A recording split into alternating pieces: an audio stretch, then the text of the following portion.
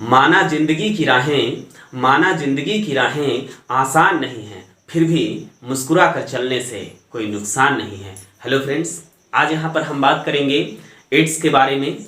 तो एड्स एक ऐसी महामारी है या ऐसी खतरनाक बीमारी है या ऐसी विषाणु जनित बीमारी है जिसका हम कह सकते हैं अभी तक इलाज नहीं हो पाया है, फिर भी उससे हम बड़ी ही सतर्कता पूर्वक बच सकते हैं। तो आज हम बात करेंगे एड्स के बारे में। तो यहाँ पर सबसे पहले हम बात करें कि जो एड्स था उसका पूरा नाम क्या था, ये किससे होता है। तो एड्स जो है, एड्स का जो पूरा नाम आप बोर्ड पर देख रहे होंगे कि A for acquired, I for immuno, D for deficiency और एस फॉर सिंड्रोम होता है, जो आपको यहाँ पर दिख रहा है। तो AIDS, A for acquired immuno deficiency syndrome, तो इसको हिंदी में उपार्जित प्रतिरक्षा अपूर्णता संलक्षण कहते हैं।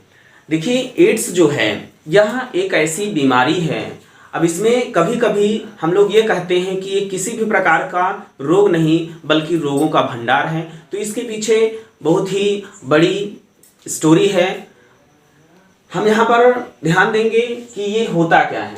तो एड्स जो है एक विषाणु जनित रोग है, विषाणुओं से होने वाला रोग है, जिसको जो विषाणु का नाम पूछा जाए तो उसे हम HIV कहते हैं, HIV कहते हैं।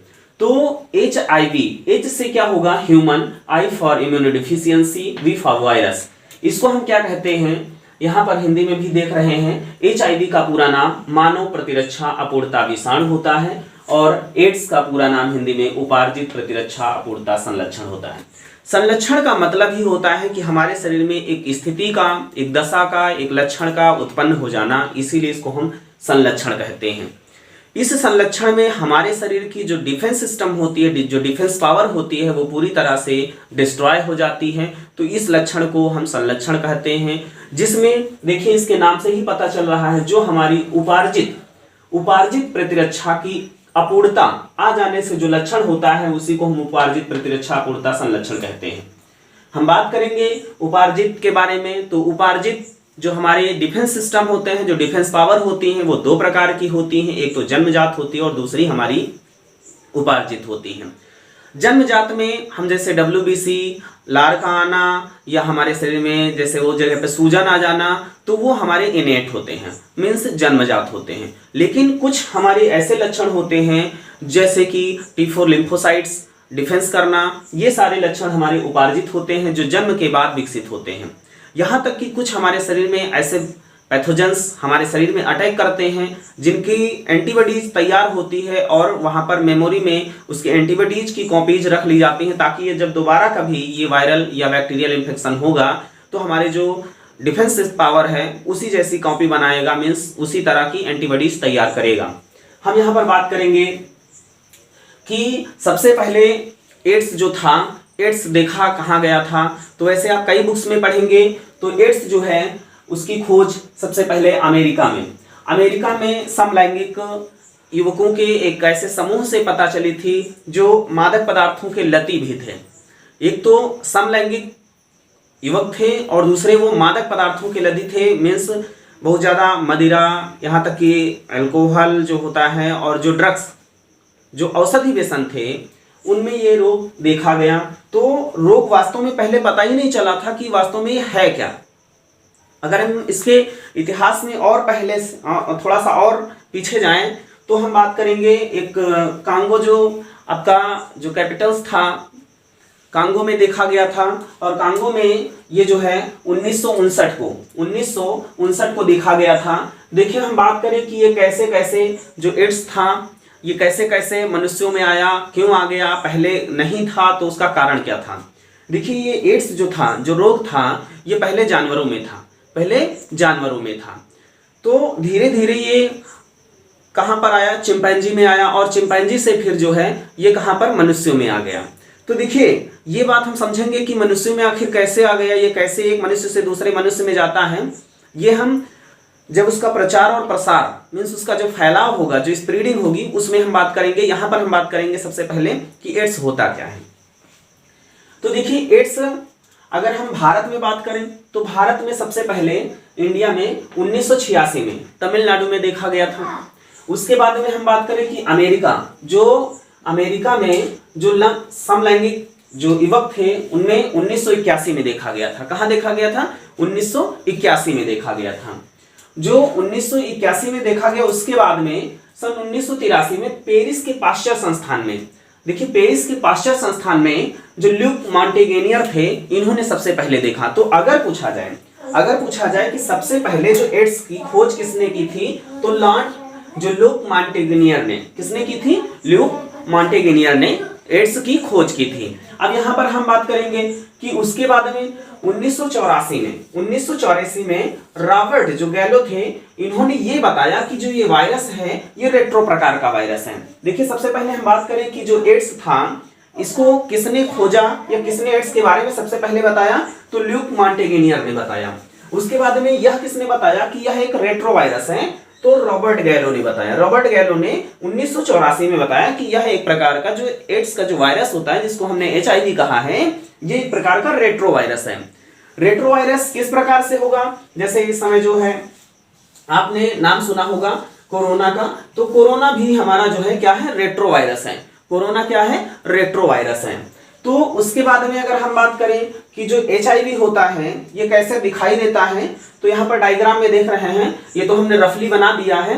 अब अगर आप विधिवत या सही तरीके से कॉपी में नोट डाउन करना चाहते हैं तो इस वीडियो के डिस्क्रिप्शन बॉक्स में जाइएगा, उसमें आपको लिंक मिल जाएगा और उसको आप देखिएगा। उस वीडियो में top to bottom means A to Z चीजें उसमें दी गई हैं, तो उससे आप कॉपी में नोट भी कर सकते हैं और वह जो है PDF के रूप में भी आपको दिखाई देगा, तो उससे आप कॉपी में नोट कर सकते हैं। उसको आप जरूर देखिएगा, तो विधिवत समझाया भी गया है। यहाँ पर देखेंगे शेप एंड साइज के बारे में कि जो HIV है उसका साइज क्या होता है, तो यहाँ पर देख रहे हैं 0.1 से 0.14 यहाँ पर मिलियन दिख रहा है, ये इसका साइज है। अब देखिए हम अगर कहानी की बात करें, इसके स्ट्रक्चर की बात करें, तो स्ट्रक्चर थोड़ा सा हम देख लेते हैं। यहाँ पर देखिए जब हमारे शरीर में HIV प्रवेश करता है, तो HIV ऐसा नहीं है कि ये हवा से आ जाएगा, हवा से नहीं आता है। इसकी एक बहुत ही अच्छी बात यह होती है, नहीं तो ये सबको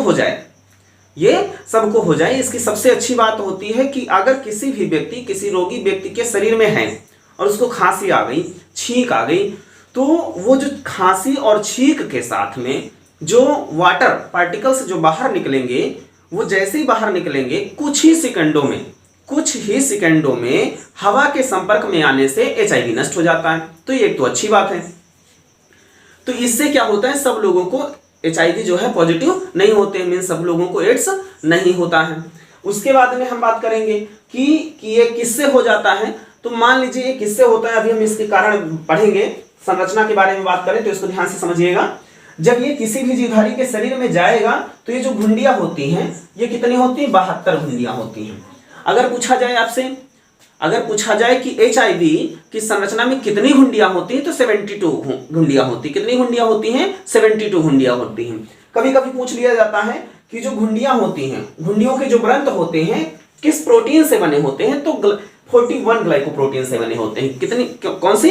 41 ग्लाइकोप्रोटीन से बने होते हैं। अगर पूछा जाए कि स्वयं घुंडी किस प्रोटीन की बनी होती है, तो 120 ग्लाइकोप्रोटीन्स की बनी होती है और इसके 3 भाग होते हैं। यहाँ पर आप देख रहे हैं जो खोल होता है, वैसे इसको हमने रफली बनाया है।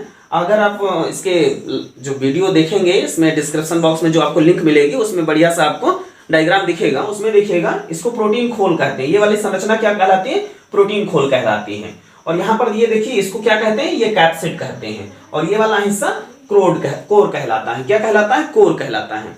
अब देखिए यहाँ पर जो है आपको दिख रहा होगा ये सिंगल स्ट्रैंड RNA है, क्योंकि आप अच्छी तरह से जानते हैं कि कोई भी जीवधारी होता है उसमें अनुवांशिक पदार्थ यानी DNA या RNA तो होना तय है, क्योंकि अगर उसमें DNA या RNA होगा नहीं तो वो कैसा होगा? वो सेल हो ही नहीं सकती, लिविंग सेल हो ही नहीं सकती है।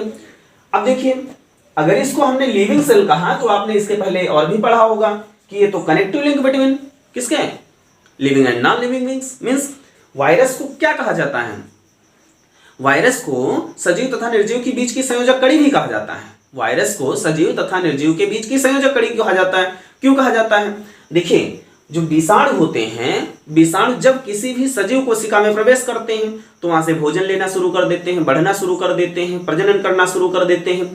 अगर वो सजीव कोशिका से बाहर चले जाते हैं तो क्या होता है, वो निर्जीव की भांति ज्यों की त्यों पड़े रहते हैं। जैसे जिस प्रकार से हम बोतल लें, कोई बर्तन लें, उसमें बालू भर दें तो बालू बढ़ता है, नहीं बढ़ता है, आउट ऑफ सेल। बट जैसे ही विद इन सेल जाते हैं, मीन्स कोशिका के अंदर जाते हैं, वो क्या करते हैं, ग्रोथ करते हैं, रिप्रोडक्शन करते हैं और न्यूट्रिशन भी लेते हैं। तो इसीलिए जब कोशिका के अंदर तो सजीव, जब कोशिका से बाहर तो निर्जीव, इसीलिए इनको सजीव और निर्जीव के बीच की संयोजक कड़ी कहा जाता है, means connective link between living and non living.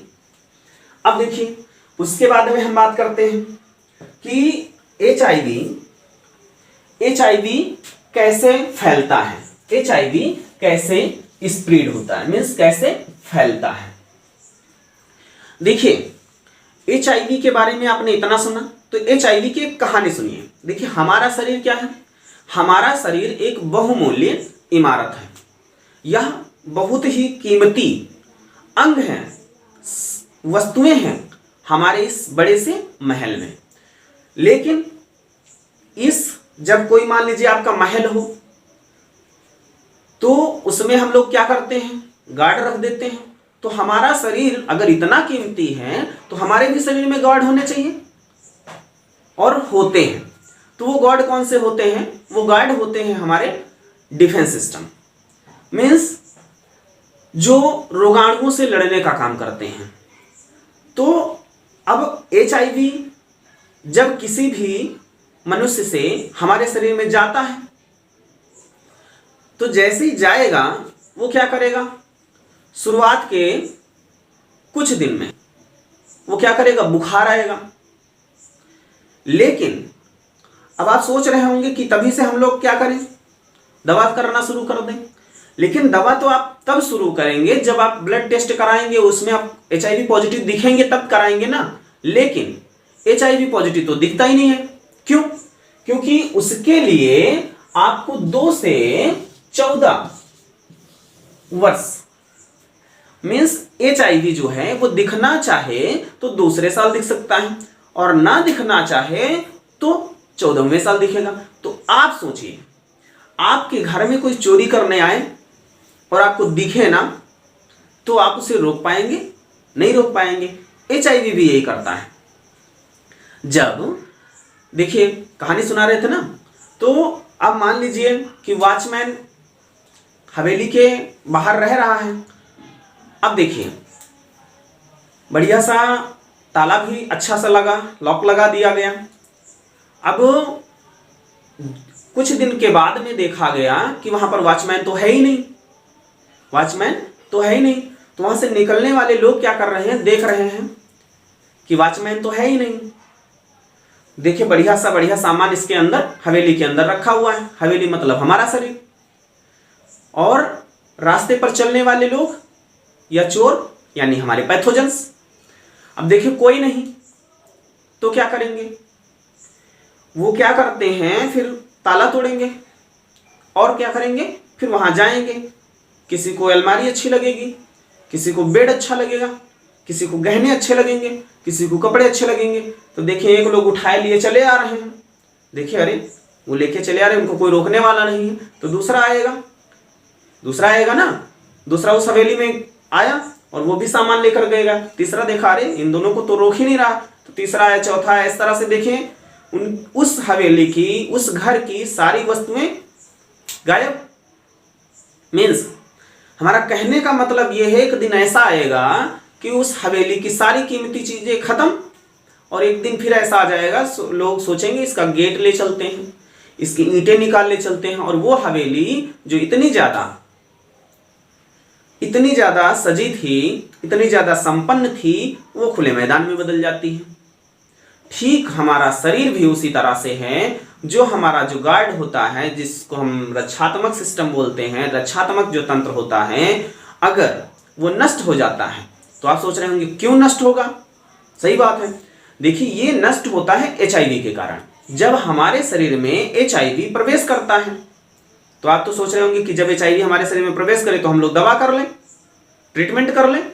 लेकिन ट्रीटमेंट तो आप तब करेंगे जब आपको पता चलेगा ना, पता ही नहीं चलेगा। क्यों? क्योंकि HIV जो होता है ये दूसरे साल भी दिख सकता है, तीसरे साल भी दिख सकता है, और नहीं दिखे तो जांच में भी ये दिखाई नहीं देता है, और 14वें साल अगर दिखा तो देखिए इसकी खास बात और खतरनाक बात क्या होती है कि ये हमें टेस्ट में तब दिखाई देता है, टेस्ट में तब अपने आप को दिखाता है कि हम प्रेजेंट हैं। कब दिखाएगा? जब ये पूरे हमारे डिफेंस सिस्टम को, इम्यून सिस्टम को खा लेता है, नष्ट कर देता है, डिस्ट्रॉय कर देता है। तो आप बताइए, जब ये पूरी तरह से नष्ट कर चुका है तब कहता है कि हम आपके शरीर में मौजूद हैं। तो इससे लड़ने के लिए कोई है हमारे शरीर में? नहीं है। क्यों? आप तो सोच रहे मेडिसिन खा ले। देखिए मेडिसिन हमारा क्या करते हैं, किसी भी प्रकार के हमारे शरीर को डिफेंस नहीं देती हैं पैथोजन से, सिर्फ वो क्या करती हैं, सहायक होती हैं, उत्प्रेरक का काम करती हैं। और जब हमारे शरीर में डिफेंस सिस्टम, डिफेंस पावर है ही नहीं तो किसको उत्प्रेरित करेंगे?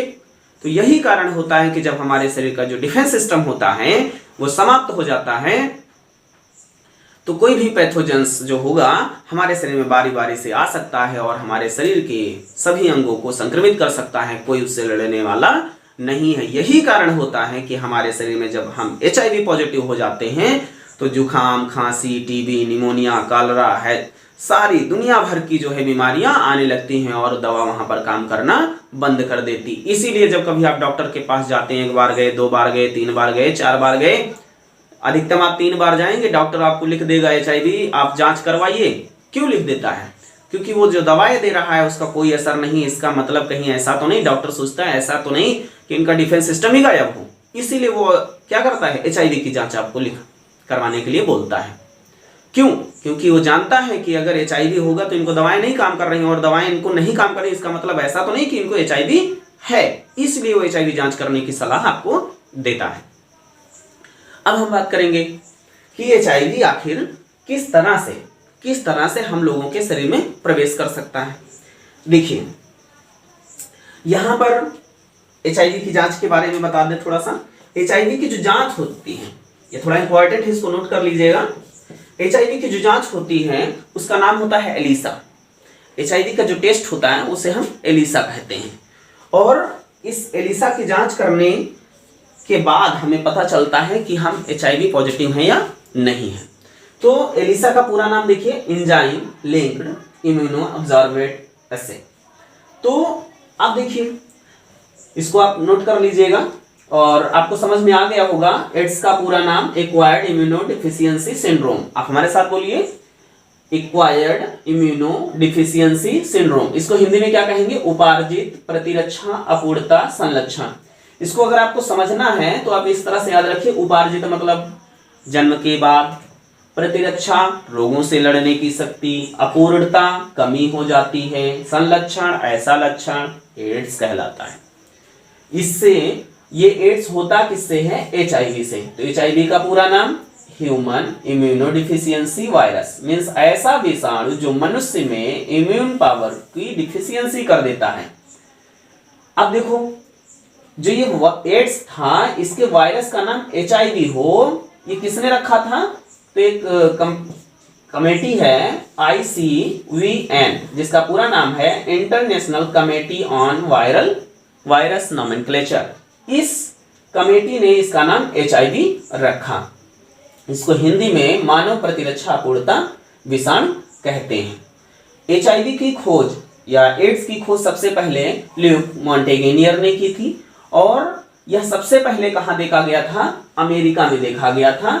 जो समलैंगिक युवकों के जो समूह में जो मादक पदार्थों के लती थे उनमें सन 1981 में देखा गया था, और उसके पहले ये कांगो में देखा गया था इसके पहले 1959 को कांगो में देखा गया था।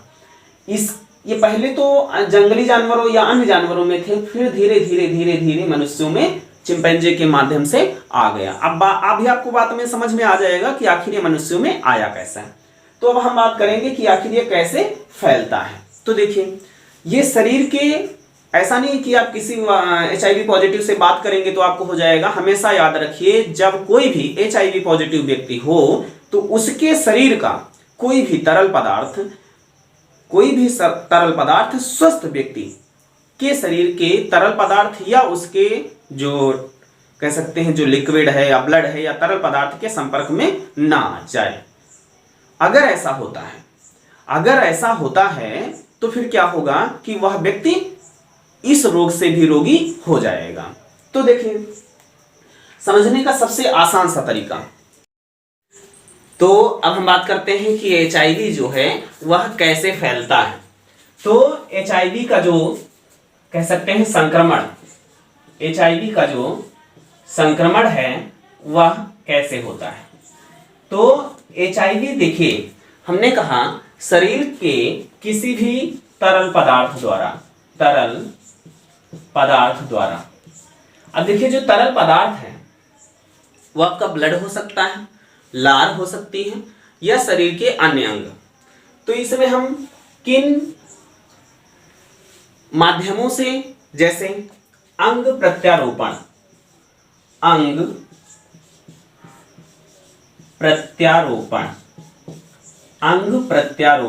जैसे मान लीजिए किस किडनी है, लीवर है, स्किन है, ब्लड है। तो अब जैसे किडनी, किसी का वृक्क या गुर्दा खराब हो गया, अब मान लीजिए किडनी जो है किसी को क्या करना है, फिट कराना है, तो उसके लिए डोनर चाहिए। अगर वो डोनर HIV पॉजिटिव है और देखिए आप सोच रहे होंगे फिर डॉक्टर से उसको चेकअप कराना चाहिए। देखिए, हमने कहा कि HIV चाहे तो दूसरे साल दिख सकता है, ना चाहे तो 14वें साल दिखेगा। तो उस समय डॉक्टर क्या करता है, क्या इसकी जांच नहीं करता है? करता है, लेकिन HIV वो अपने आप को दिखने नहीं देता है। और इस दशा में डॉक्टर देखता है कि HIV निगेटिव है और उसको क्या करता है, ट्रांसप्लांट कर देता है। फिर जब इसके कुछ समय बीतने के बाद में लगभग 14 साल पूरे हो जाते हैं, 7वें साल भी हो सकता है, 8वें हो सकता है, 9वें हो सकता है, लेकिन 14 साल के बाद में ये दिखना शुरू हो जाता है। तो इस प्रकार से फिर ये व्यक्ति क्या हो जाएगा, HIV पॉजिटिव हो जाएगा। उसके बाद में जैसे आपका जो ब्लड डोनेशन है या कह सकते हैं जैसे रक्ताधान है, जो रक्ताधान होता है,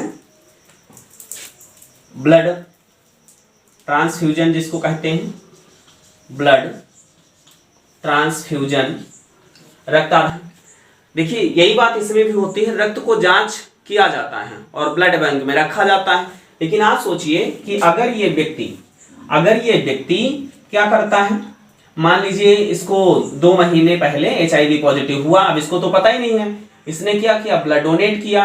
अब ब्लड बैंक में 6 महीने इसका ब्लड रखा रहा। 6 महीने के बाद में क्या हुआ, इस ब्लड को चढ़ाना हुआ, डॉक्टर ने जांच किया, HIV निगेटिव था, ये HIV निगेटिव था। अब इसको चढ़ा दिया गया।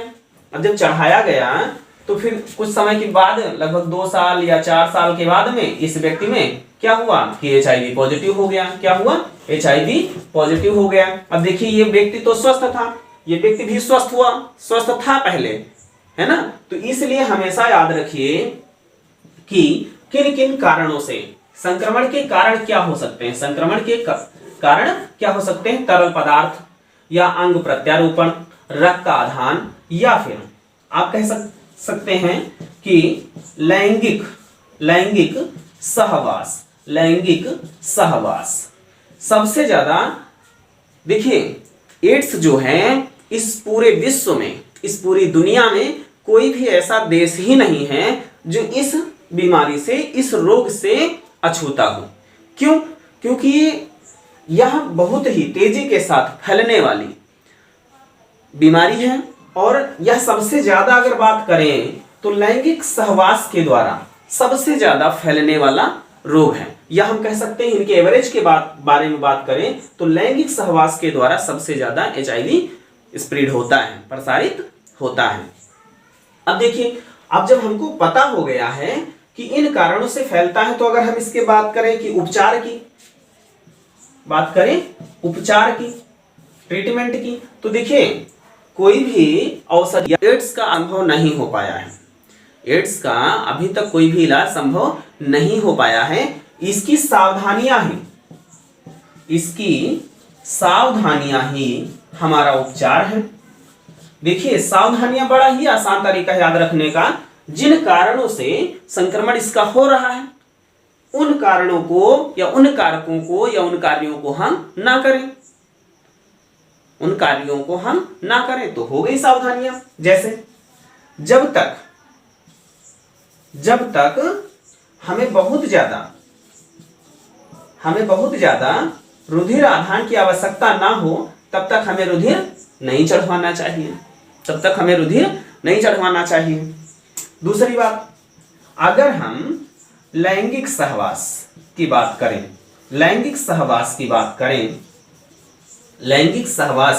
करें तो सबसे पहली बात,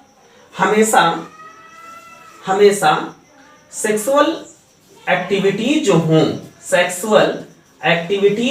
जो हों अपने पार्टनर से ही करें, हमेशा अपने पार्टनर से ही करें। इसके बाद अगर लैंगिक सहवास करते हैं जो वैश्यावृत्ति या जो सेक्स वर्कर होते हैं तो उनके साथ अगर करते हैं तो हमें कुछ सावधानियां बरतनी चाहिए। जैसे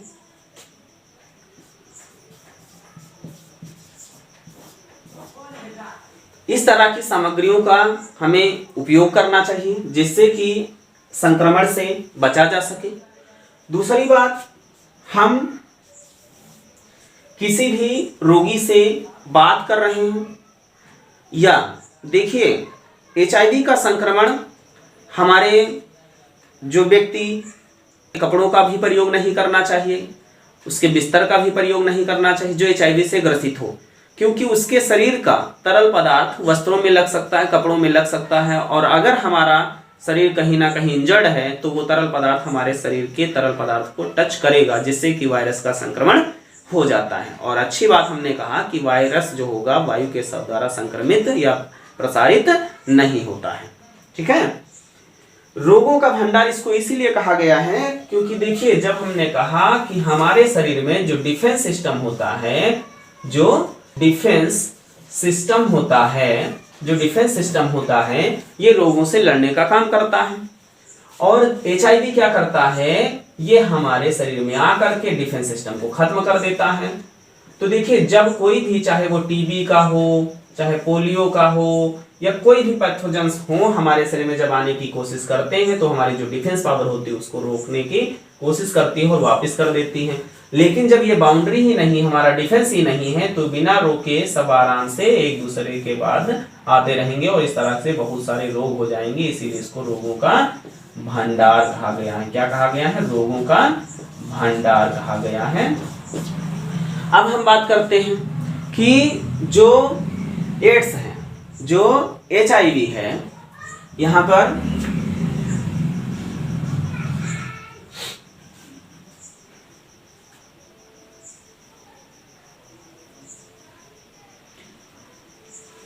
एड्स के अगर संक्रमित हो ही जाते हैं तो फिर भी हमें क्या होता है कि ट्रीटमेंट करना चाहिए और ट्रीटमेंट में कुछ एंटीवायरल मेडिसिन दी जाती हैं जिसमें जैसे जाइडोविडाइन है, डेलावर्डिन है, इस तरह की औषधियां दी जाती हैं ताकि रोगी जो हो उसके पास में आत्मविश्वास में कमी ना आए। और जब हमारी जो विल पावर होती है, जो आत्मविश्वास होता है, जब किसी भी व्यक्ति का आत्मविश्वास चरम पर होता है तो वो किसी भी जंग से, किसी भी स्थिति से मुकाबला कर सकता है। इसीलिए हम ये हमेशा कहना चाहते हैं, आप लोगों से हमेशा कहते रहते हैं कि जो हमारा स्टेमिना है, जो हमारा विल पावर है, किसी भी काम को ना कर पाने का वो हटा दीजिए और हमारे पास में हर संभव कोशिश, हर संभव प्रयास करें कि हम नकारात्मक तथ्यों को अपने जहन में ना उतारें और ना हो सकने वाले, क्योंकि इस ब्रह्मांड में जब हमारे मन में वो विचार आ गए इसका मतलब वो कार्य होता है, तभी तो विचार आया है। क्योंकि जब कोई भी जब विचार आता है तो वैसा ही आविष्कार ही होता है, वैसा आविष्कार हो ही जाता है। तो इसलिए अब देखिए इस वीडियो को देखने के बाद में डिस्क्रिप्शन बॉक्स में जाइएगा, एक वीडियो जो है आपको मिल जाएगी, उसको ध्यान से समझिएगा और HIV के बारे में या एड्स के बारे में संपूर्ण जानकारी दी गई है, तो उसको देखना ना भूलिए। और जो हमारे कक्षा 12 के विद्यार्थी हैं, कक्षा 10 के विद्यार्थी हैं, तो इस वीडियो को देखने के बाद में आपको बोर्ड एग्जाम की प्रिपरेशन कराई जाएगी, जिसमें आपको कह सकते हैं कि इम्पॉर्टेंट क्वेश्चन पेपर दिए जाएंगे और उनको हल करवाया जाएगा। तो अगर आप ऐसा चाहते हैं तो कमेंट में लिखकर ज़रूर डालें कि आप क्वेश्चन पेपर या मॉडल पेपर पाना चाहते हैं या देखना चाहते हैं।